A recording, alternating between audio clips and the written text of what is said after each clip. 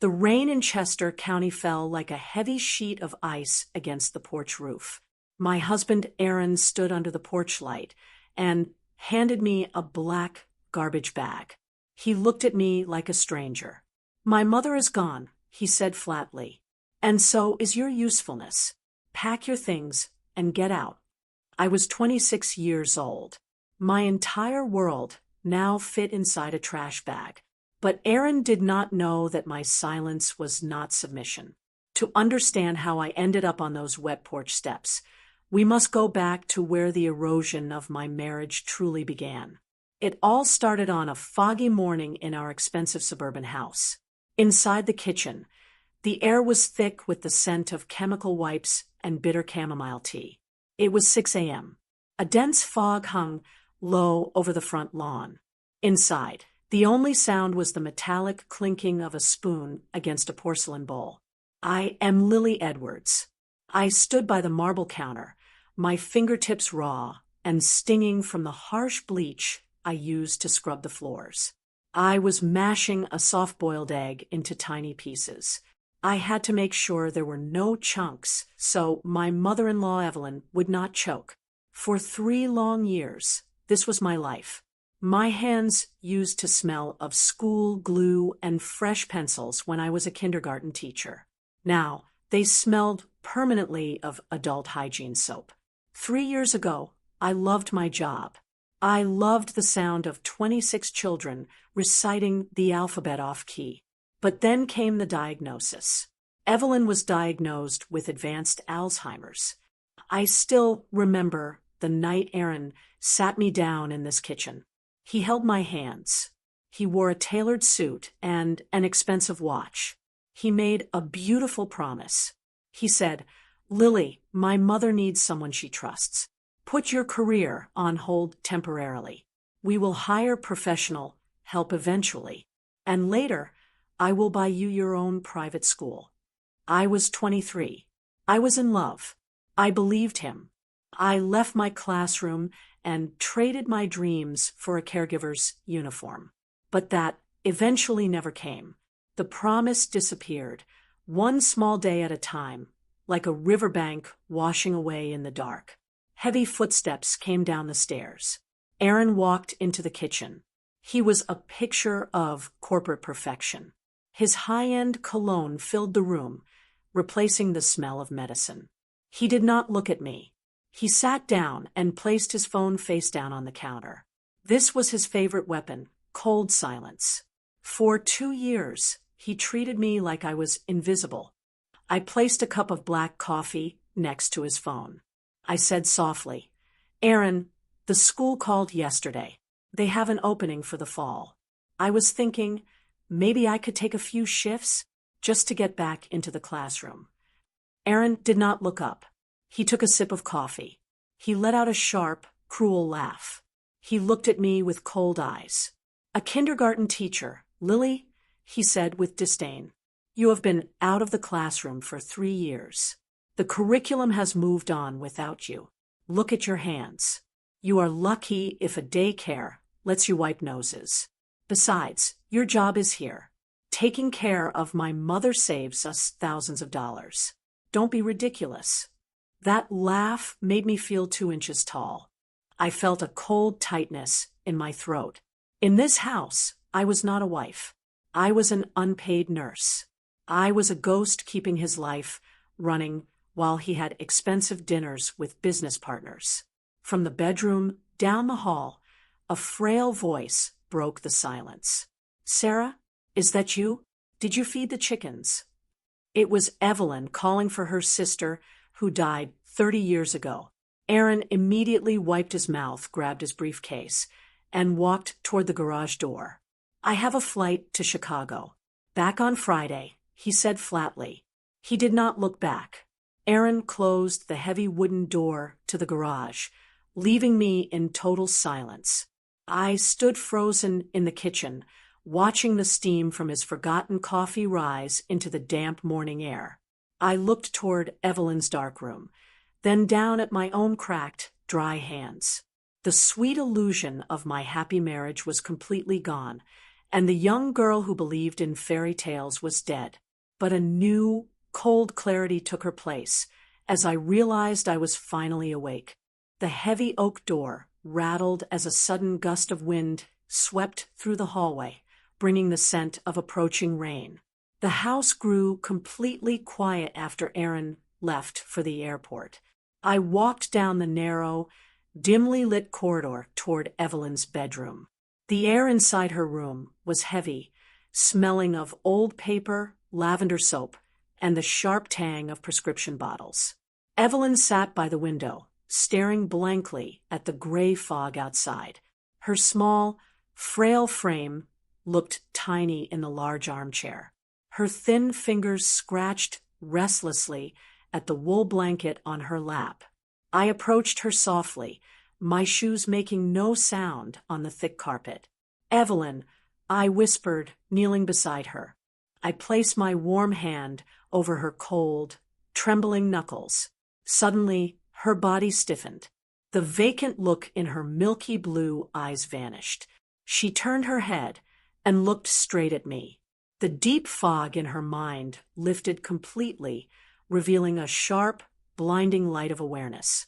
Her grip tightened on my hand with a strange, sudden strength. "Lily," she said. Her voice did not shake. It was clear. It was the voice of the retired schoolteacher she used to be. "Listen to me very carefully. I do not have much time before the shadows come back." I froze, my breath catching in my throat. "I married Aaron's father when I was 22, Evelyn said, tears welling up in the deep wrinkles around her eyes. "I spent 40 years in this town. I gave up everything for him. I watched my own dreams rot because I thought that was what a good wife did. And in return, he treated me like a piece of furniture until the day he died." She leaned closer, her breath smelling faintly of the chamomile tea I had brewed earlier. "Aaron carries his father's blood," she whispered, her voice cutting through the quiet room.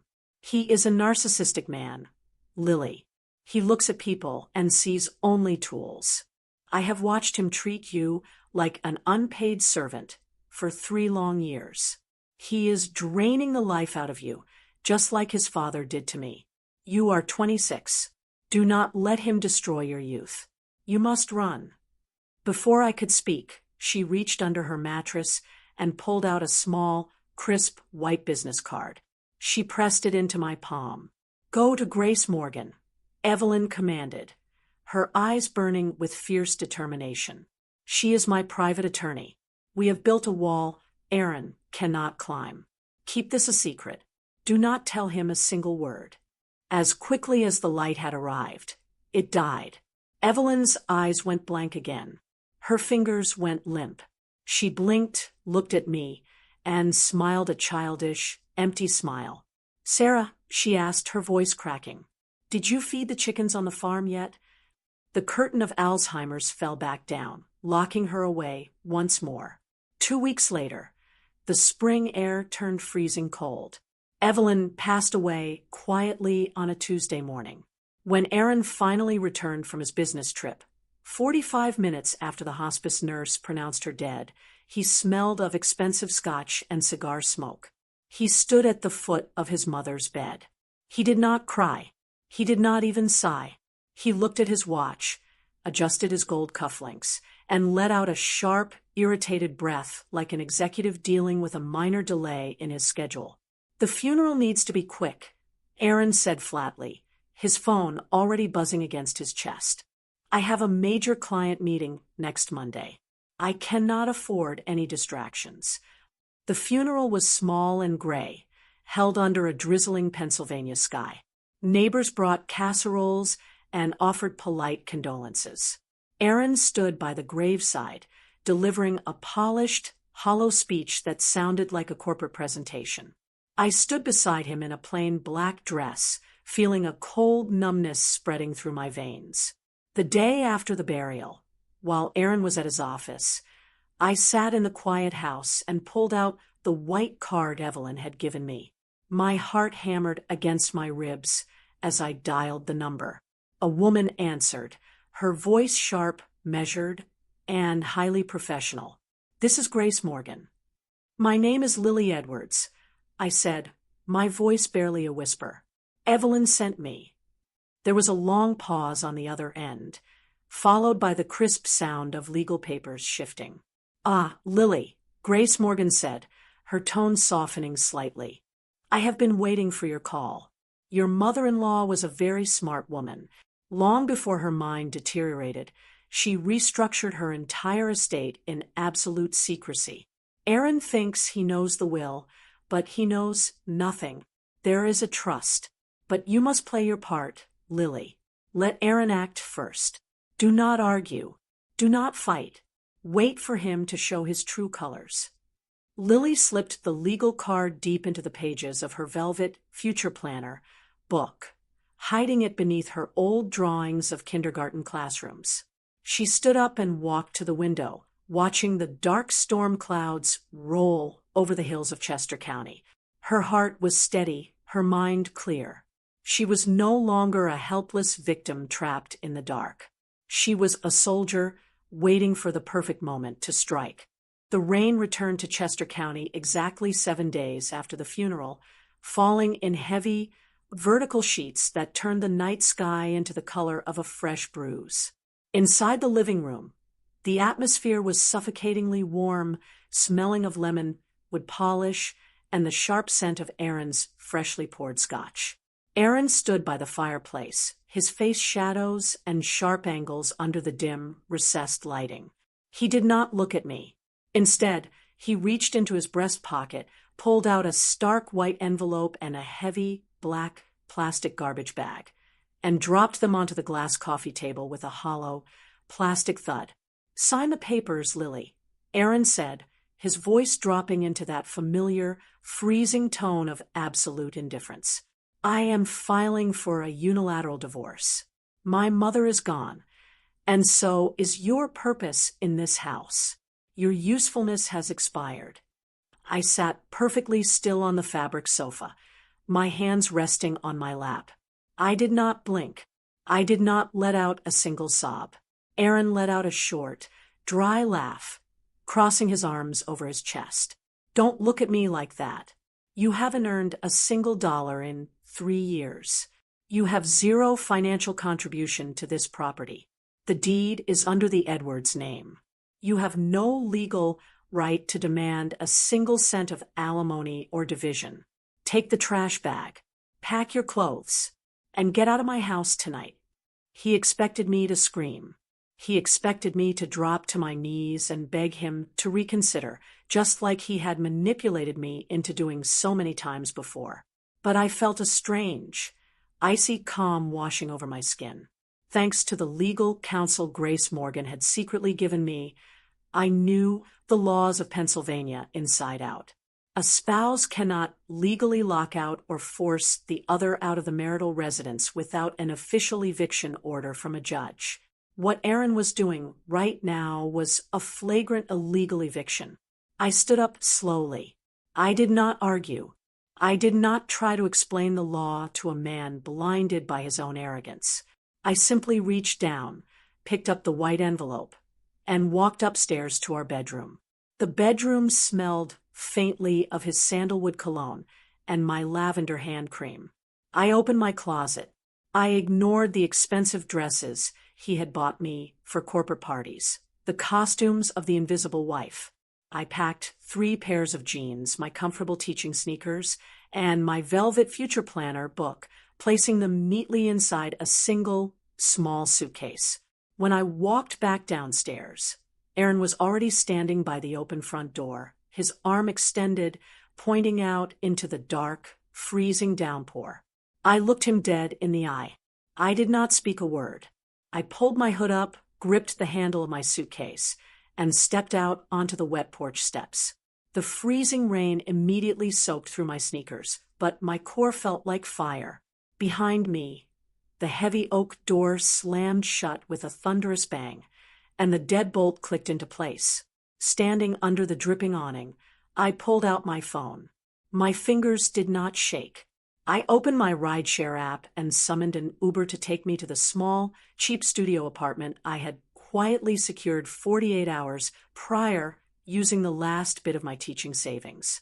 As the headlights of the Uber cut through the dark fog of the driveway, I sent a single text message to Grace Morgan. Aaron has taken the bait. The illegal eviction is complete. Activate the emergency court filing. I climbed into the back seat of the car.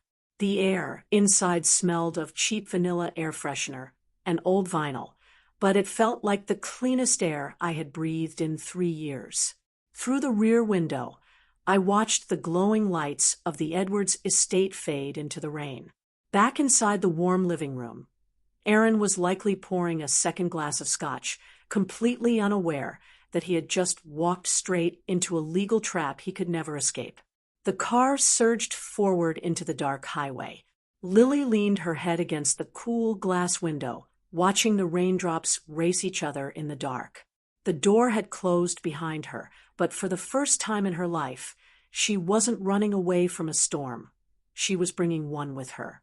The harsh neon light of the small studio apartment hummed softly, casting a cold glow over the linoleum floor.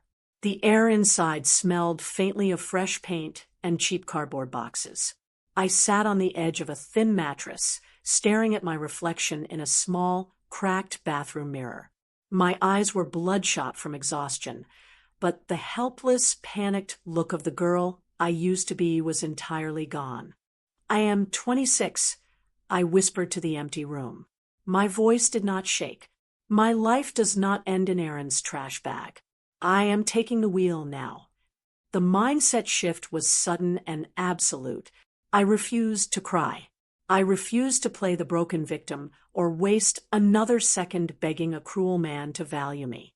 I was completely responsible for my own survival, and I needed a clear, calculated plan of action.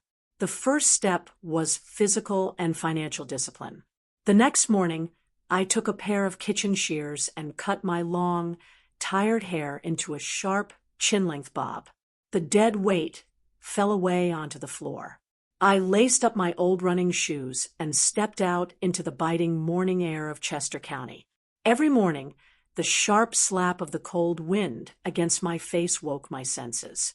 I ran until my lungs burned, replacing 3 years of domestic stagnation with raw, physical stamina. Financially, I became ruthless. I opened a fresh Excel spreadsheet on my old laptop. I had very little money left in my personal savings account. I categorized every single dollar. I eliminated all unnecessary expenses. I calculated exactly how many days I could survive on canned soup, oatmeal, and cheap black coffee. Every cent was a weapon for my independence. Then came the hardest battle, my career. I drove to the brick building of Chester County Public Schools.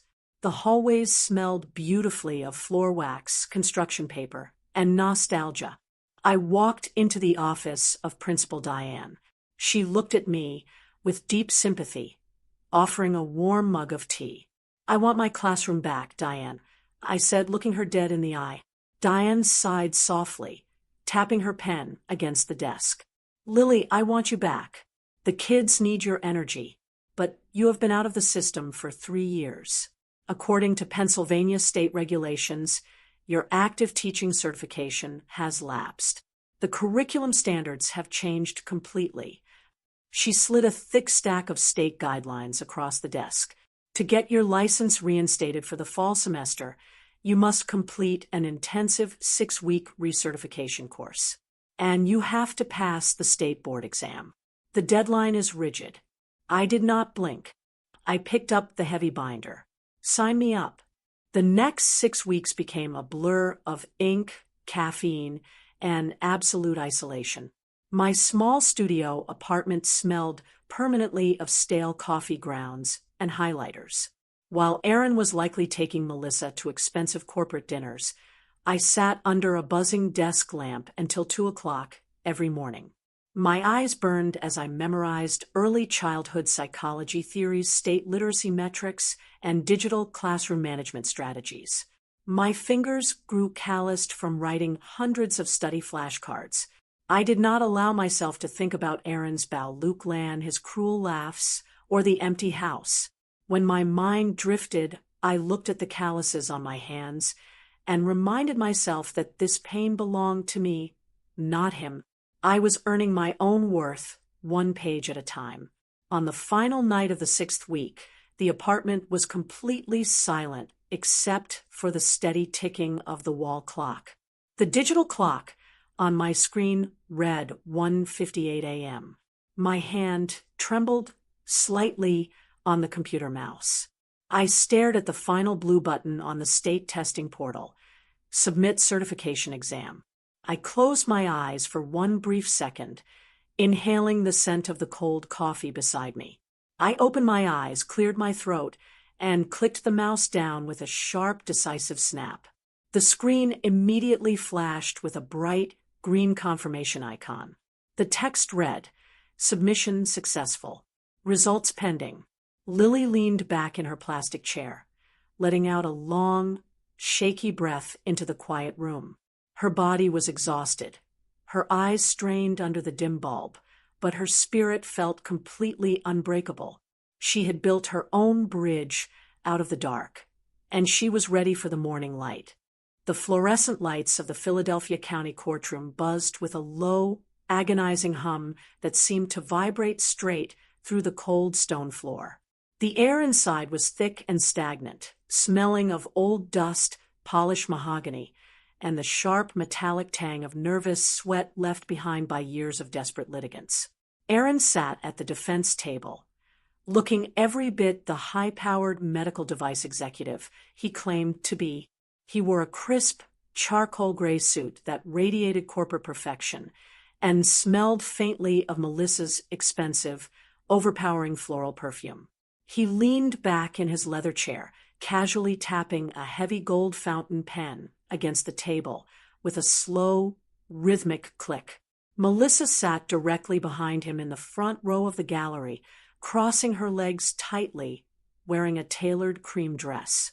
She flashed a cold, triumphant smile at me, her eyes glittering with the anticipation of a final victory.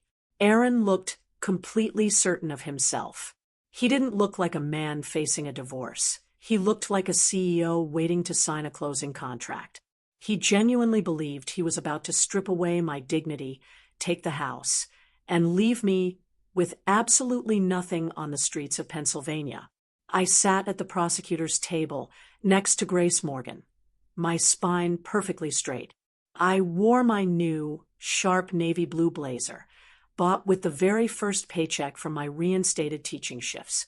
My short, freshly cut hair felt light and liberating against the back of my neck, a stark contrast to the heavy, tired weight I had carried for 3 years.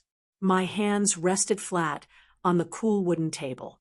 The skin on my fingertips was still tough and calloused from the endless weeks of midnight studying and writing flashcards under my studio desk lamp.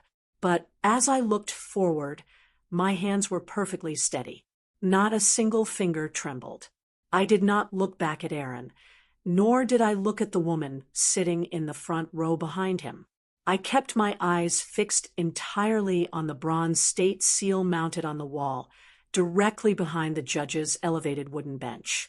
I was no longer the frightened girl in the rain. I was a woman standing on a foundation of absolute truth.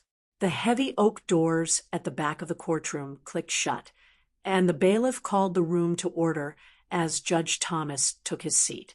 The silence that followed was suffocating. Aaron's high-priced corporate attorney stood up first, buttoning his suit jacket with a theatrical flourish. His voice boomed through the quiet room, echoing off the high ceilings. "Your Honor," the defense attorney began, gesturing grandly toward Aaron. "We are here today to resolve a simple matter of property rights. My client, Aaron Edwards, is the sole rightful owner of the marital residence located in Chester County. The deed has been under the Edwards name for generations.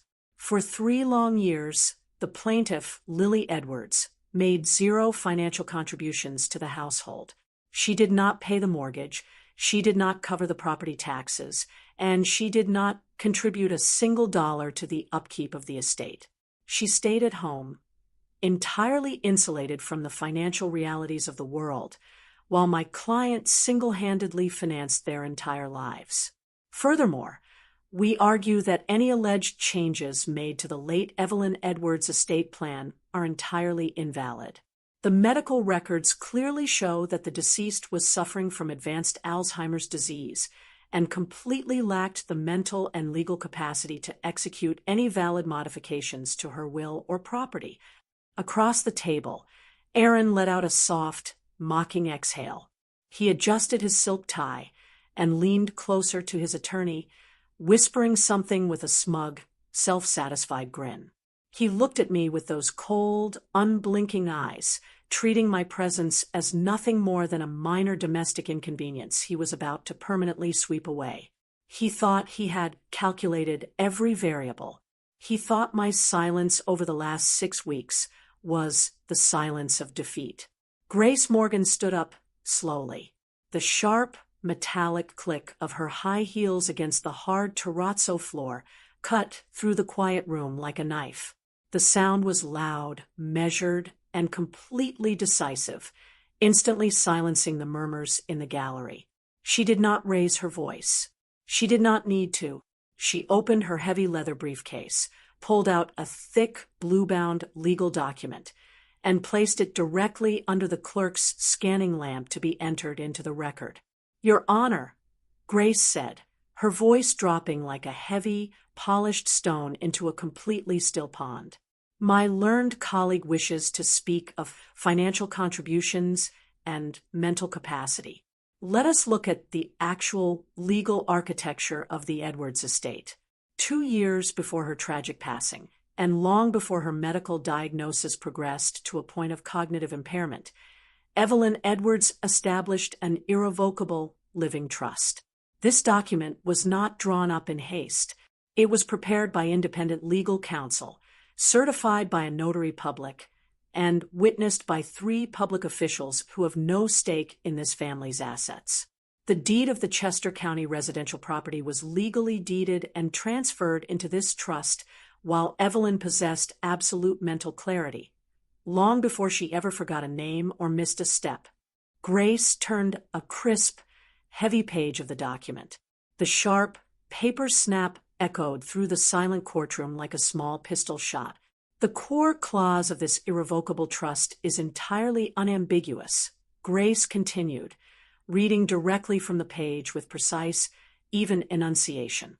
"The document states that upon Evelyn Edwards' passing, the property transfers in its entirety, with 0 encumbrances, to the specific individual who served as her primary, full-time caregiver until her final breath. The trust does not care about mortgage payments or corporate salaries.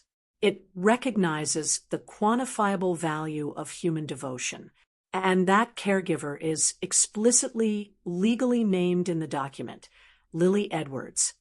Aaron's attorney leaped to his feet so fast his wooden chair scraped loudly against the floor. "Objection, Your Honor. This is an outrageous manipulation of a sick, elderly woman's wishes. Lily Edwards was a domestic dependent. Evelyn Edwards was clearly coerced, and she was not in her right mind when this alleged trust was signed." "I expected this exact defense," Grace Morgan said, her expression remaining perfectly calm, almost bored. She reached back into her briefcase and pulled out a small, silver flash drive. "Your Honor, to eliminate any doubt regarding the competency, intent, and mental capacity of the deceased, Evelyn Edwards requested that a formal, state-mandated video recording be made during the execution of this trust. The evaluation was conducted by an independent, board-certified psychiatrist. I ask the court's permission to play the official recording." The judge nodded gravely. The court clerk dimmed the overhead fluorescent lights, plunging the room into darkness. A large, white projector screen slowly lowered from the ceiling behind the witness stand. The screen flickered to life, filling the dim courtroom with a bright, harsh white light. On the screen, The image showed a brightly lit medical office. Evelyn sat in a high-backed leather chair. She looked frail, her silver hair neatly pinned back, but her eyes were completely clear, bright, and intensely focused. There was no fog in her expression, no hesitation in her posture. Next to her sat the head of the state psychiatric board, holding a medical evaluation clipboard. The doctor on the video spoke clearly, his voice echoing through the courtroom speakers. "Evelyn, for the record, please state your name, today's date, and tell us why you are here in this office today." Evelyn looked directly into the camera lens. Her voice came through the speakers, clear, steady, and sharp. "My name is Evelyn Edwards. Today is October 14th. I am here to secure my home for Lily. I am doing this because I know exactly what kind of man my son Aaron has become. He thinks he owns the future, but he only cares about numbers, watches, and power. He looks at people and sees only tools to be used until they break. He forced Lily to leave her classroom. He isolated her from the world, and he turned her into an unpaid servant so he could protect his own bank account. I know his heart. I know he will throw her out into the cold the very second I am gone. And I refuse to let that happen. He has already taken his share of this family's wealth anyway." A collective gasp rippled through the gallery. Aaron's attorney froze halfway in his seat. The judge leaned forward over his bench, his eyes narrowing to sharp slits as he watched the screen. On the video, Evelyn reached down, picked up a signed, notarized financial ledger, and held it up to the camera. 5 years ago, Aaron demanded $300,000 in cash from my personal accounts to cover his failing, high-risk business investments in Philadelphia. In exchange for that liquidity, he signed a binding, permanent legal waiver, surrendering any and all future claims to my real estate. Grace Morgan has the original document. I am sane. I am clear. And I am protecting the only person who actually loves me. The screen cut to black. The tape ended. The overhead fluorescent lights snapped back on, blindingly bright and unforgiving. Aaron's face had drained of every ounce of color. The deep charcoal of his suit now contrasted sickeningly with his pasty, stark white skin. The smug, self-satisfied smile had vanished entirely from his lips, replaced by a cold, frozen mask of terror. His gold pen slipped from his fingers and rolled off the table, hitting the floor with a hollow click. He turned around frantically in his chair to look at Melissa, his eyes wide with panic. But Melissa refused to meet his gaze. She was staring intently at the floor, her arms wrapped tightly across her chest, her jaw clenched so hard the muscles in her neck were visibly trembling with rage. Aaron looked back at the judge, his mouth opening and closing repeatedly, but no sound came out. He was completely trapped by his own historical greed. The judge did not hesitate. He picked up his heavy wooden gavel and slammed it down against the bench with a deafening bang that echoed sharply off the high stone walls. The court finds the irrevocable living trust fully valid, legally binding, and beyond reproach. The judge announced, his voice stern, absolute, and final. The deed of the Chester County property belongs solely and exclusively to Lily Edwards. Furthermore, based on the documented evidence of the illegal eviction performed by the defendant on the night of the burial, this court issues an immediate civil protection order.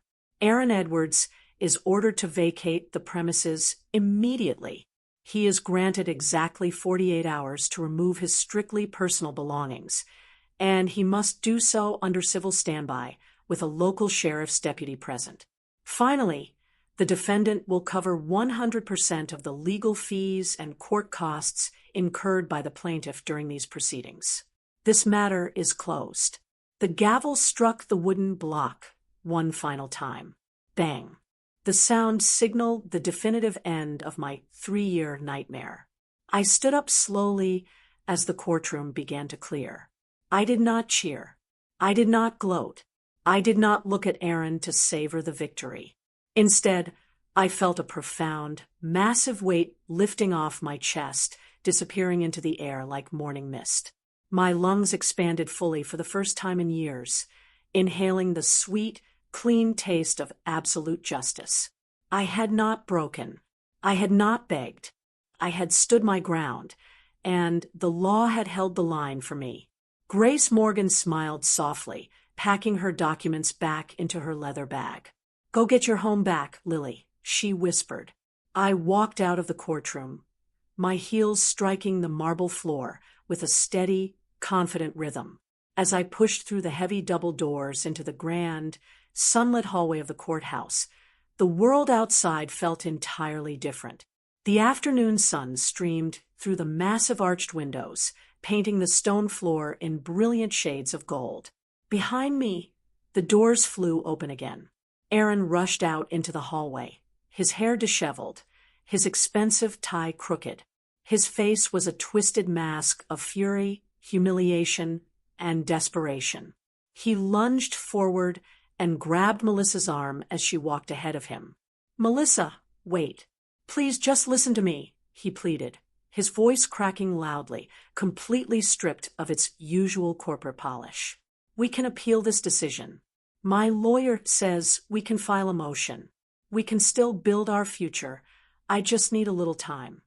Melissa stopped in her tracks. She spun around, her eyes burning with a pure, unadulterated disgust that seemed to wither him on the spot. She violently ripped her arm away from his grip, stepping back as if his touch were poison. "Appeal with what money, Aaron?" Melissa spat, her voice cutting through the echo of the grand hallway. "You just lost the house. You are in debt for her entire legal team. You lied to me.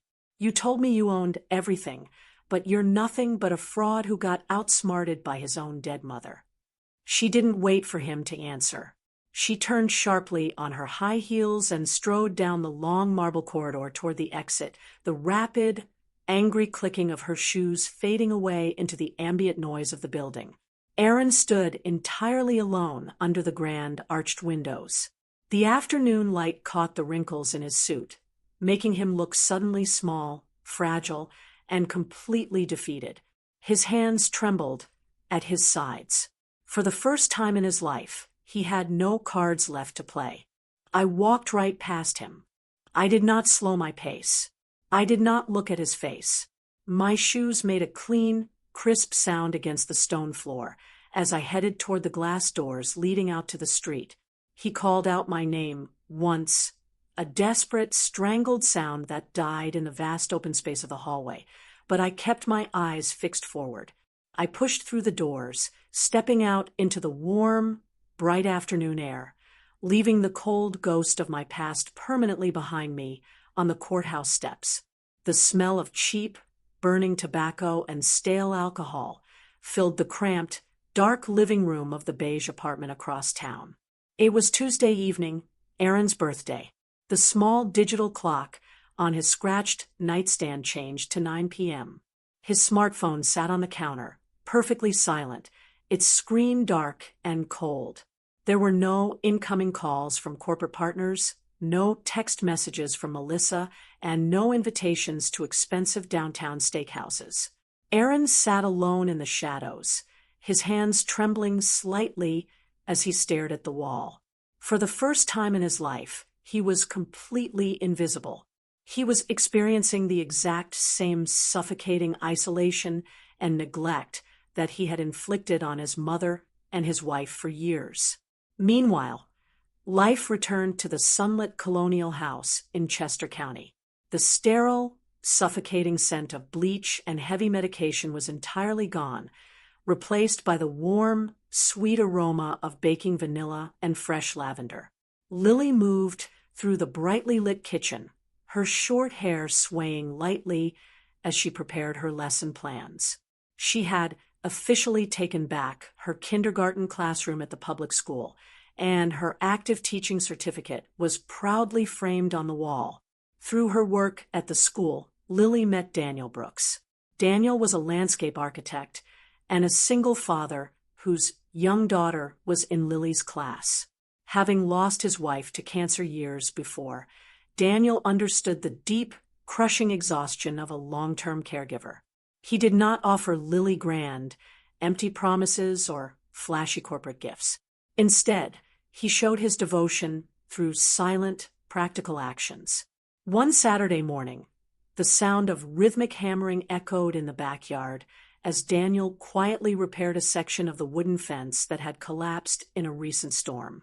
A few weeks later, he replaced a broken porch light that had been dark since before Evelyn passed away. When Lily caught a severe winter cold, she opened her front door to find a warm pot of homemade chicken soup waiting on the porch steps, accompanied by a small, neat note. "You spent years looking after others. It is your turn to be looked after." No reply needed. Lily stood in her warm kitchen, holding the paper, feeling a quiet, peaceful tide of genuine appreciation wash over her soul.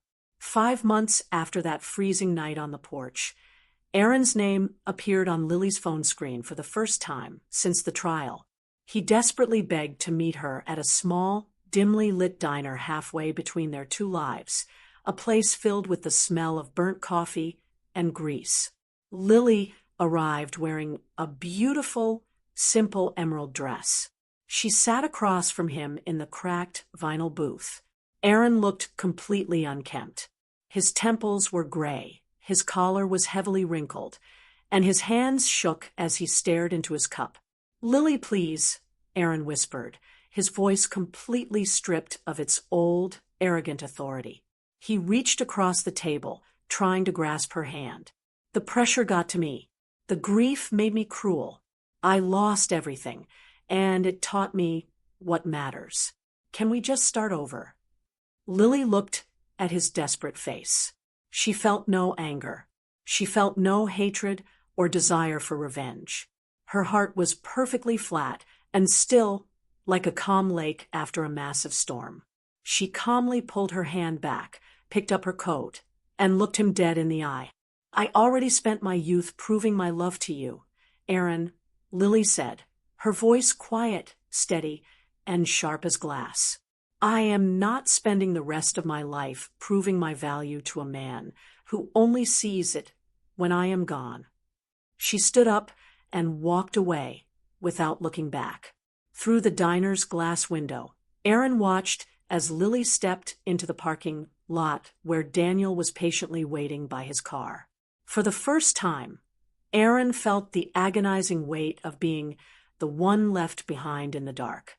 That night, back at the house, Lily finally opened the sealed envelope Grace Morgan had delivered, the final letter from Evelyn.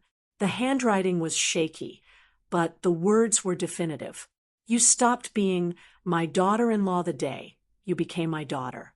Evelyn wrote, "Live a life of absolute pride and freedom, my sweet girl.